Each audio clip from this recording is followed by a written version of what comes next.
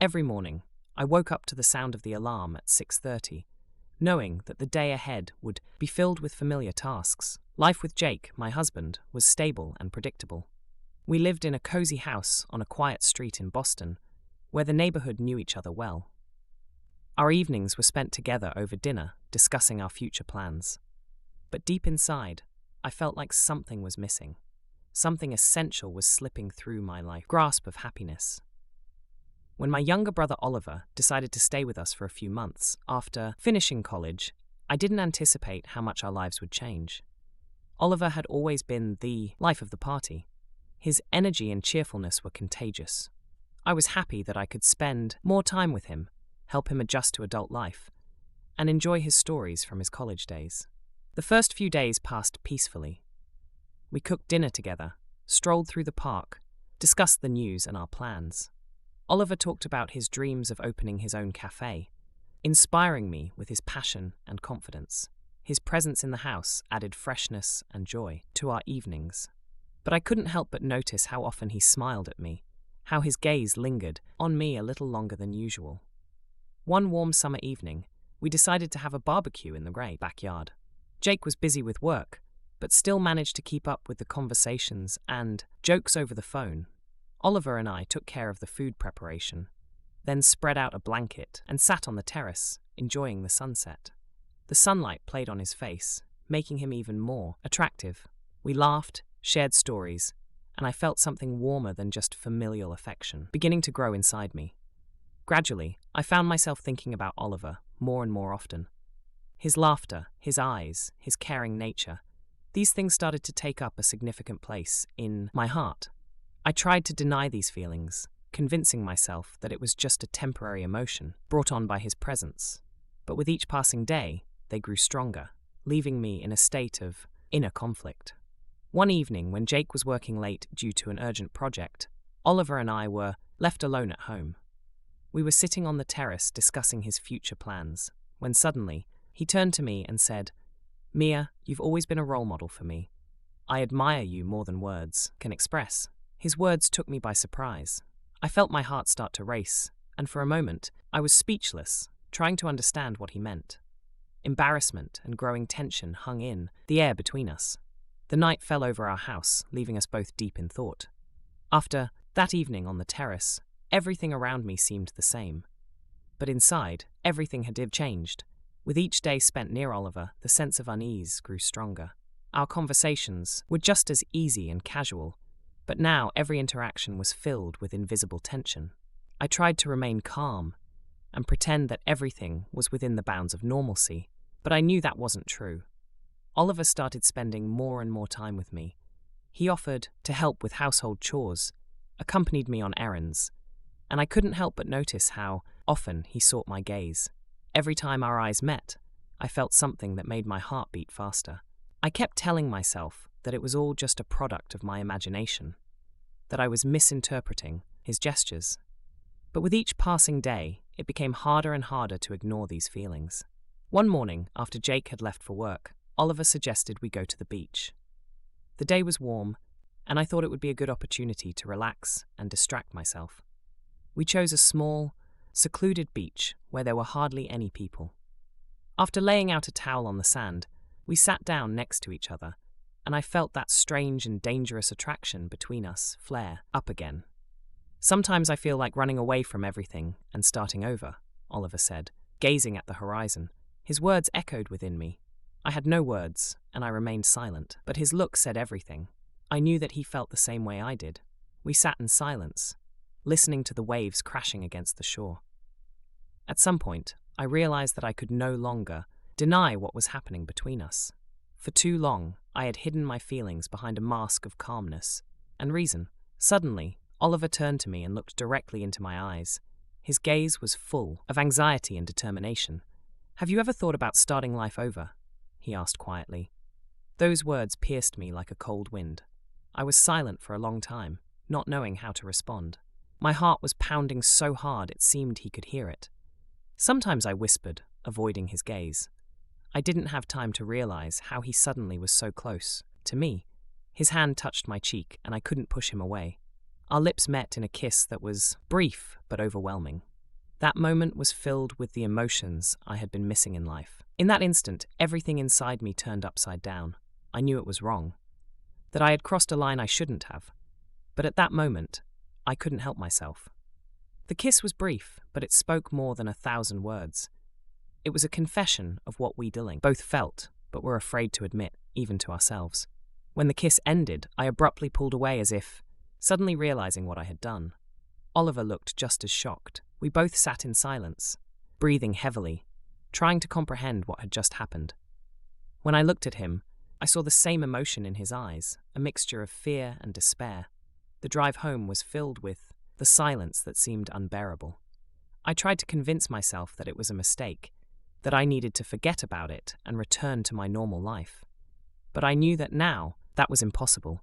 We had crossed a line, and there was no going back.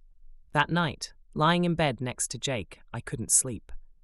Thoughts of what had happened on the beach wouldn't leave me alone, guilt mixed with excitement, and I couldn't understand what was happening to me. Jake, completely unaware, slept peacefully beside me, and that only intensified my inner turmoil.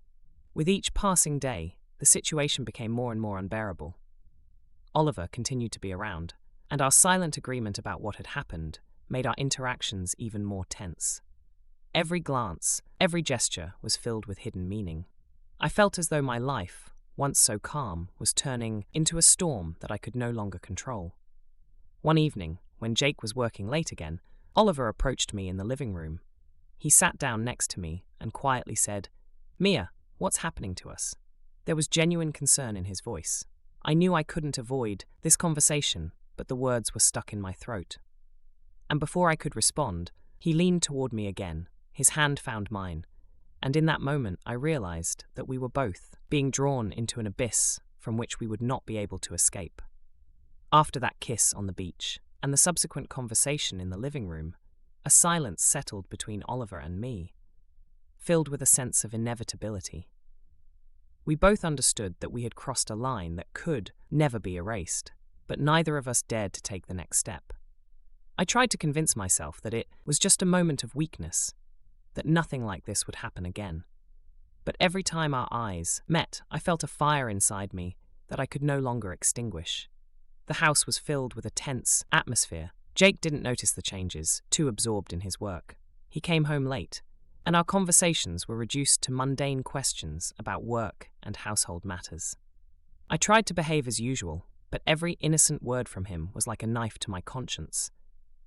I knew I was betraying him, and that thought was eating me up inside. Oliver, for his part, tried to keep his distance, but his attempts seemed clumsy and forced. We tried to pretend that nothing had happened, but that only made the situation worse. Our rare conversations were tense, full of unspoken words and hidden meanings. Every time he accidentally touched my hand, or looked at me longer than necessary, I felt my heart skip a beat. One day, when Jake went to visit his parents for the weekend, Oliver suggested we take a day trip to New York. "Let's just change the scenery, see an exhibit, walk around the city," he said, trying to sound as innocent as possible. I knew it could be a mistake, but something inside me urged me to agree. I lied to Jake, saying I was going to meet a friend, and the next morning, Oliver and I set off on our trip. New York greeted us with noise and bustle, and for a while I managed to forget my doubts. We walked through the streets, talked about trivial things, laughed as if nothing had happened. Oliver was attentive and courteous, and I felt light and free with him. But behind this ease, something more significant was hidden, something we were both afraid to address. We visited a contemporary art exhibit at a small museum in Manhattan. The paintings and installations, full of bright colors and unexpected decisions, seemed to me a reflection of the chaos in my soul. Oliver occasionally made quiet comments about the artworks, but I barely listened to him. All my attention was focused on what was happening between us. After the museum, we decided to stop by a small cafe where it was cozy and quiet. Sitting at a table by the window, I watched people hurrying by on the street, trying to convince myself that everything could still be fixed. But every time I met Oliver's gaze, that confidence melted away, like snow in the sun. At some point, Oliver leaned closer to me and quietly asked, "Mia, have you ever thought about leaving everything behind and starting a new life?" His voice was full of sincerity and pain. At that moment, I realized that we were standing on the edge of a precipice. I felt tears well up in my eyes, but held them back. Sometimes, I whispered, barely audibly, looking away. I could no longer look him in the eyes because I knew that if I did, I wouldn't be able to hold back my feelings. Oliver remained silent, and his silence spoke louder than any words. We returned to Boston late in the evening. The house greeted us with silence and dim light. Jake hadn't come back yet, and I felt relieved. But at the same time, the guilt inside me grew stronger. I tried to convince myself that everything could be stopped, that this day meant nothing. But as soon as I entered the house, I felt that everything would be different from now on. Oliver followed me into the house, and as I was about to say goodbye, he suddenly stopped at the door and quietly said, "Mia, I can't pretend anymore. I need to know what you feel." His voice trembled, filled with pain, and I realized that I could no longer hide behind a mask. I slowly turned to him, feeling something inside me break. "Oliver," I began, but the words got stuck in my throat. I knew that if I said anything, it would destroy everything completely. But staying silent was impossible too. We both stood at the threshold of the house, lost in our thoughts. And at that moment, I realized that everything had already been decided. Oliver took a step toward me, and I felt a fire ignite inside. I knew I shouldn't, but I couldn't stop myself. Our lips met again, and this kiss was different, full of despair and tenderness, as if we both understood that this might be the end. After that evening in New York, after that kiss at the doorstep, my entire life began to crumble with relentless speed. Inside me, emotions raged uncontrollably, while my mind desperately tried to find a way out of the situation I had created. Each day became a torment, filled with guilt and fear. I tried to carry on as usual, but I knew it was only a matter of time before everything would come to light. Jake remained engrossed in his work, but now his absence at home became unbearable to me. In any other situation, I would have appreciated his efforts and the way he cared for us. But now every innocent word, every gesture from him felt like a knife in my heart. I felt terrible, knowing I was deceiving him. Yet at the same time, I couldn't bring myself to break things off with Oliver. Our feelings had become too strong to ignore.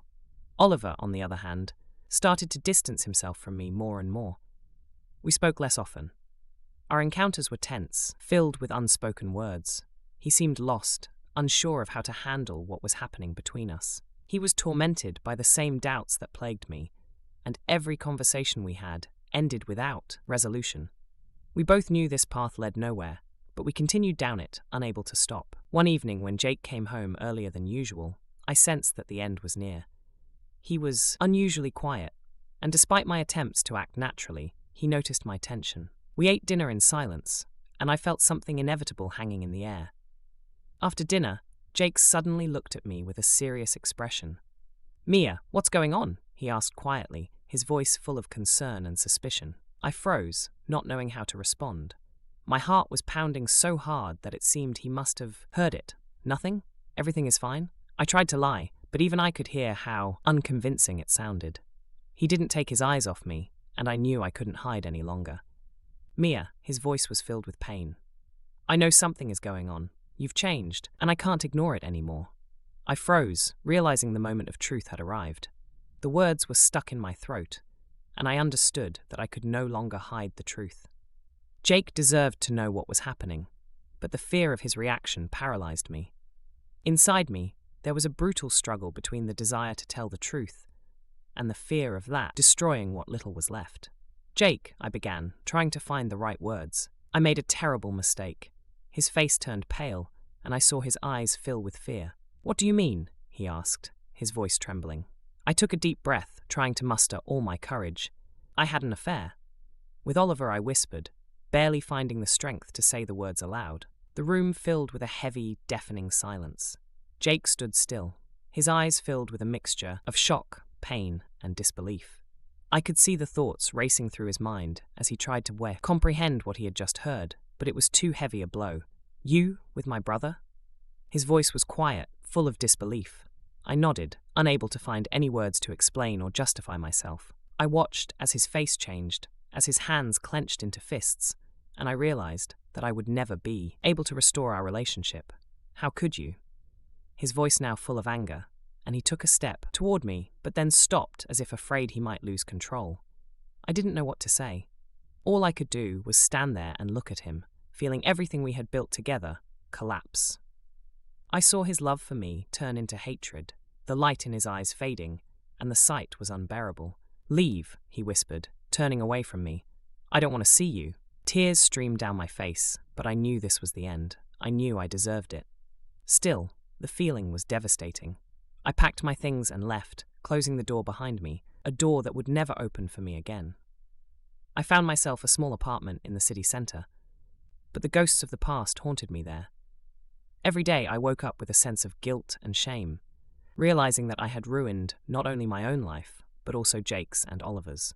I tried to reach out to Oliver, but he had also distanced himself, unwilling to continue this painful existence. In the end, I was left alone, with a broken heart and an emptiness inside. My life, once full of love and stability, had turned into a series of endless days filled with regret and loneliness. I had lost everything that once mattered to me, and now all I could do was try to find a way to move on, knowing that I would never be free from the guilt of what I had done. The end was bitter and relentless, and I understood that now I had to learn to live with it, day by day, knowing that the past could never be undone.